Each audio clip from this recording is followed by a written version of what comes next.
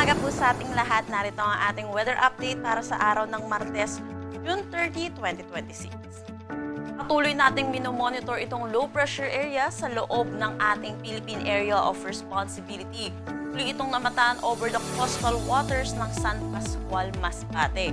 Mataas pa rin po yung tsansa nito na maging isang ganap na bagyo, whether during passage niya dito sa ating kalupaan or yung paglagpas niya na dito sa ating kalupaan at nandito na siya sa West Philippine Sea.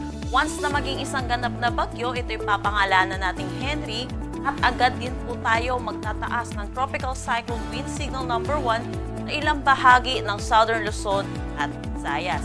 Tutok po tayo lagi sa updates na nilalabas ng Pag-asa. Ngayon, humina po ang southwest monsoon at dito na lamang ito umiiral dito sa may Palawan. Para sa magiging panahon natin ngayong araw dito sa Luzon, dulot na itong low pressure area, inaasahan natin magdadala ito ng mga kalat-kalat na pag-ulan sa may Metro Manila, Calabarzon, Bicol Region, probinsya po ng Mindoro, Romblon at Marinduque.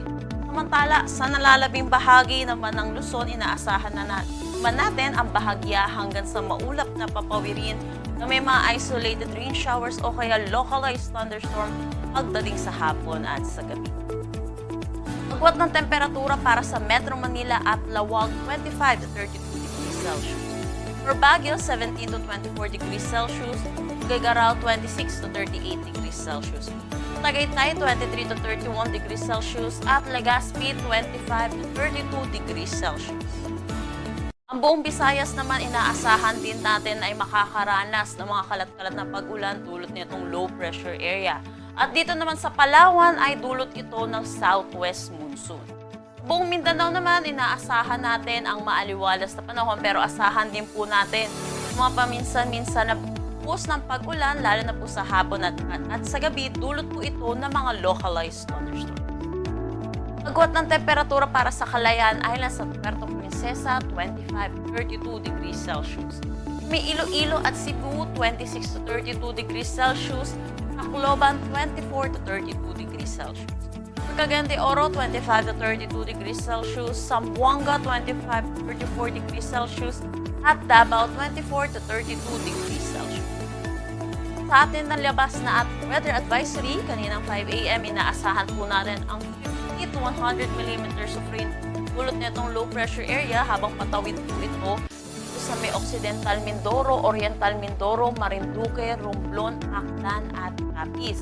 Napaalalahanan po natin yung mga kababayan po natin dahil yung ganitong volume po ng pag-ulan ay posible po yung mga flash flood at mga pagguho ng lupa.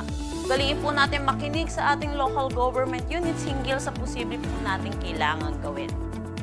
Para naman bukas, ito po yung paglabas na rin po ng ating low pressure area sa ating Philippine landmass at possible nandito na ito sa may West Philippine Sea pero inaasahan pa rin natin ang posibleng 50 to 100 millimeters of rain may Occidental Mindoro at Palawan.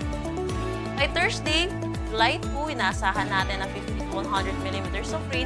May Palawan lamang ay dulot naman ito sa paghihila nitong bagyo nito ng habagat. So inaasahan pa rin po natin, may mga pag-ulan po tayo throughout the week sa may Palawan. Wala naman tayo nakataas na anumang gale warning sa anumang seaboards ng ating bansa. Ang sunrise mamaya ay 5:30 a.m. at ang sunset mamaya ay 6:29 p.m. Para sa karagdagang impormasyon, bisitahin ang aming mga social media pages at ang aming website pag-asa.dost.gov.ph.